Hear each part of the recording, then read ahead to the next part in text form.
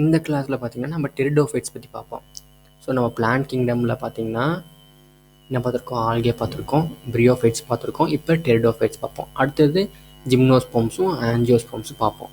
இப்போ டெரிடோஃபைட்ஸ் என்னன்னு பார்த்தீங்கன்னா, இதுதான் வந்து first terrestrial plant to have vascular system. Vascular சிஸ்டமில் ஃபஸ்ட்டு இருக்கும். இப்போ பிரியோஃபைட்ஸ் எப்படி நம்ம பார்த்தோம், ஆம்பிபியன்ஸ் ஆஃப் பிளான்ட் கிங்டம்னு பார்த்தோம்.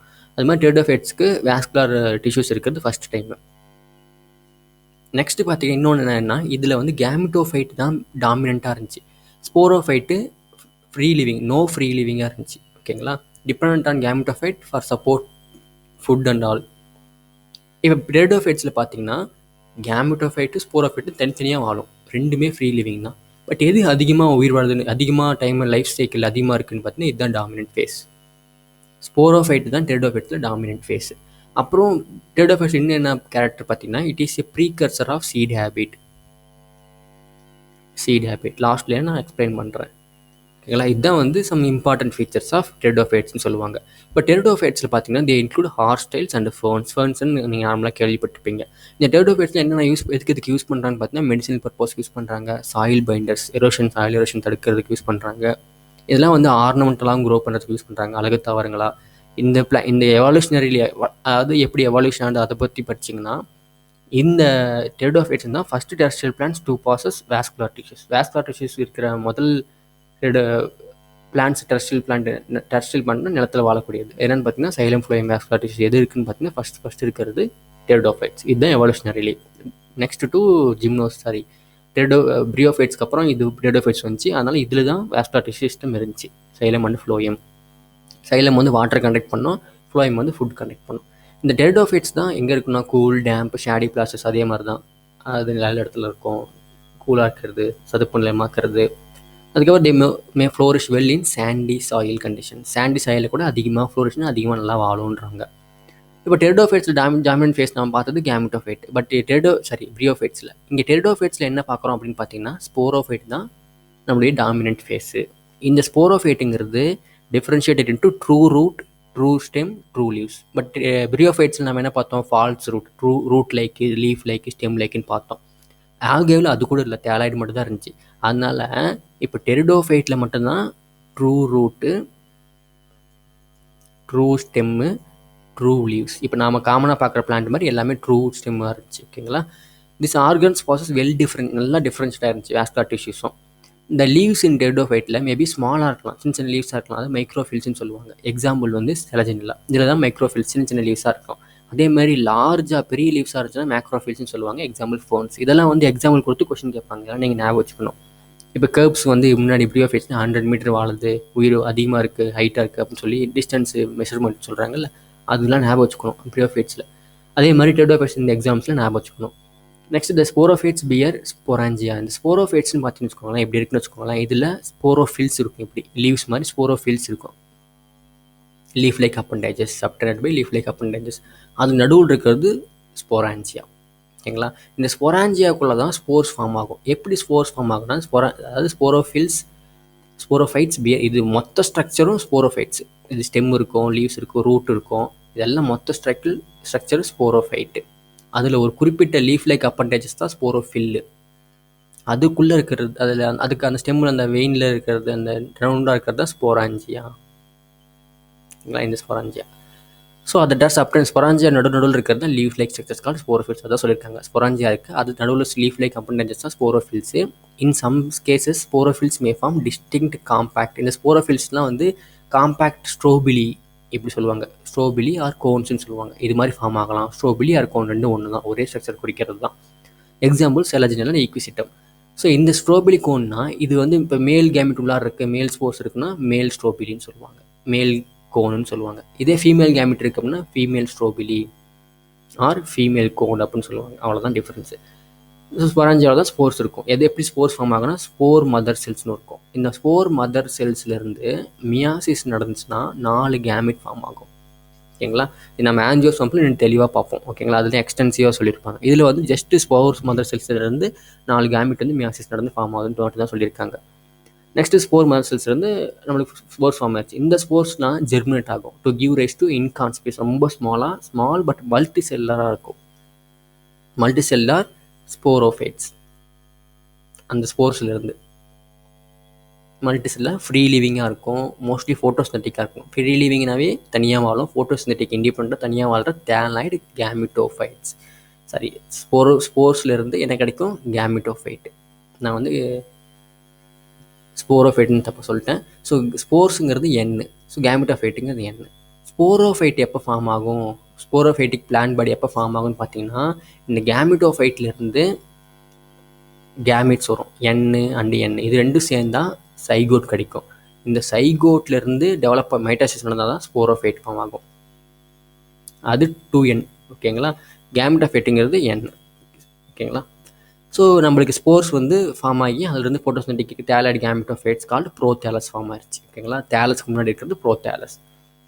This gametophytes require cool, damp, அதே மாதிரி கூல் என்வரான்மெண்ட் தேவை வளர்றதுக்கு. Because of the specific restricted requirement. இது மாதிரி இடத்துல மட்டும் தான் இது வளரும். அதனால வாட்டர் கண்டிப்பாக தேவை ஃபெர்டிலைசேஷனுக்கு. ப்ரியோஃபைட்ஸ்லேயும் வாட்டர் தேவை ஃபெர்டிலைசேஷனுக்கு. இந்த spread of living pteridophytes is limited. அதனால தான் ஸ்ப்ரெடோஃபைட்ஸ்லாம் வந்து ஒன்லி வாட்டர் இருக்கிற இடத்துல மட்டும் தான் வாழுது. அதாவது லிமிட் ஆகி only restricted narrow geographical regions, சில இடத்துல மட்டும் தான் உயிர் வாழுது. இது இந்த gametophytes bear male and female sex organs called antheridia archegonium. So இப்போ கேமிட்டோஃபைட்ஸ் வந்துருச்சு. எப்படி வந்துச்சு? ஸ்போரோஃபைட்லேருந்து ஸ்போர்ஸ் ஃபார்ம் ஆனிச்சு. எப்படி? மியாசிஸ் வழியாக. ஸோ இந்த ஸ்போர்ஸ் ஜெர்மினேட் ஆகி கேமிட்டோஃபைட்ஸ் வந்துச்சு. இந்த கேமிட்டோஃபைட்ஸில் 2 மேல் செக்ஸ் ஆர்கன் இருக்கும். இட் பிஎஸ்னால் அது வந்து தாங்கி இருக்கிறது. மேல் செக்ஸ் ஆர்கன் இருக்கலாம், ஃபீமேல் செக்ஸ் ஆர்கன் இருக்கலாம். ஓகேங்களா? ஸோ இப்போ வந்து மேல் செக்ஸ் ஆர்கன் என்னென்னு சொல்லுவோம்? நம்ம ஆந்த்ரிடியான்னு சொல்லுவோம். ப்ரியோஃபைட்ஸ், டெடோஃபைட்ஸ்னு ஆந்த்ரிடியான்னு சொல்லுவோம். ஃபீமேல் செக்ஸ் ஆர்கனை ஆர்கிகோனியான்னு சொல்லுவோம். ஜிம்னஸ் வந்து ஆஞ்சல்ஸ்ல நேம் வேரி ஆகும். இப்போ வந்து water is required for transfer of antherozoids. இந்த ஆந்த்ரிடியம் ப்ரொடியூஸ் பண்ணுற ஸ்போர் தான் வந்து ஆந்த்ரோசைட்ஸ்.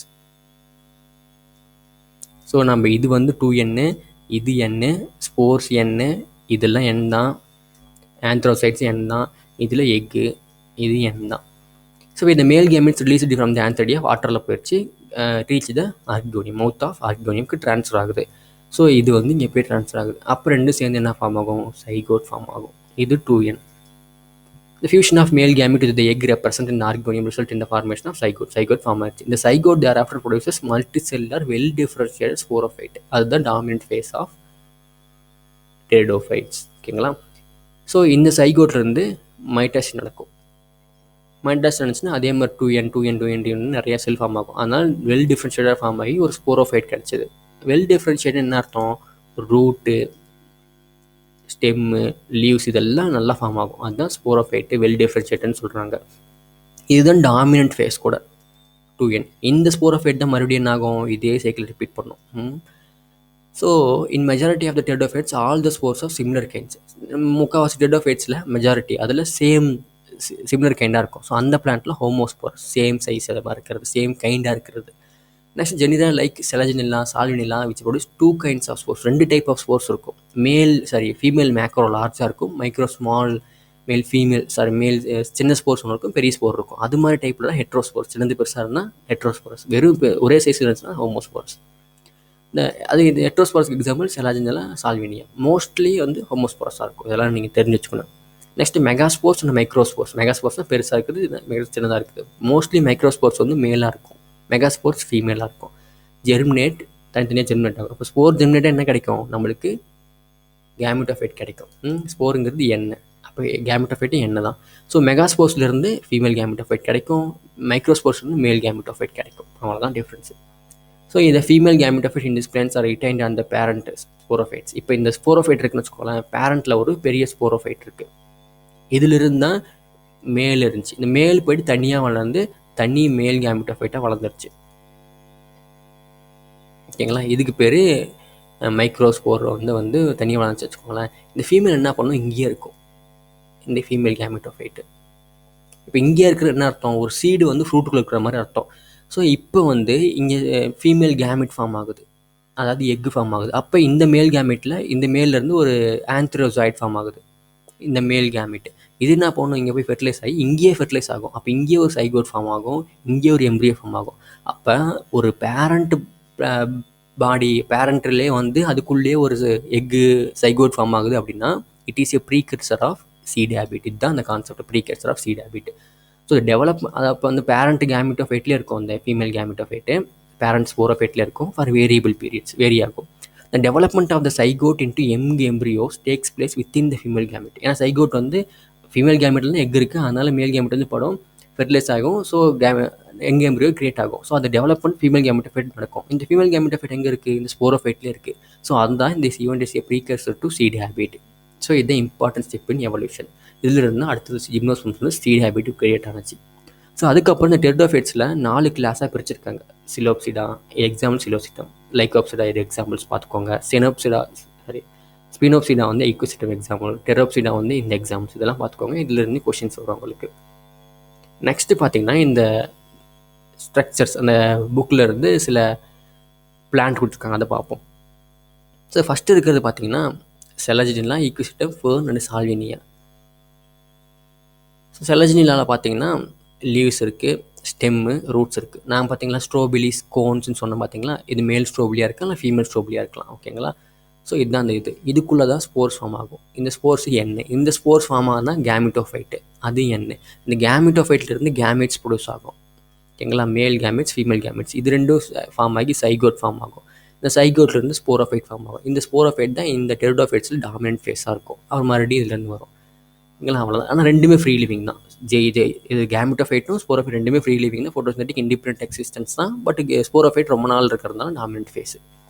அப்புறம் இது பிரான்ச்சு, நோடு இதெல்லாம் நீங்கள் பார்ட்ஸில் ஞாபகம் வச்சுக்கோங்க, எதாவது கேட்பாங்க. அப்புறம் ரூட் மாதிரி இருக்கிறதெல்லாம் ரைஸாய்ட்ஸுங்க, ரைசோம்னு இருக்குது. ஸோ அவ்வளோதான். இந்த பிக்சர்லாம் ஞாபகம் வச்சுக்கோங்க. பிக்சர் என்னன்னு கூட கேட்பாங்க கொஷின்.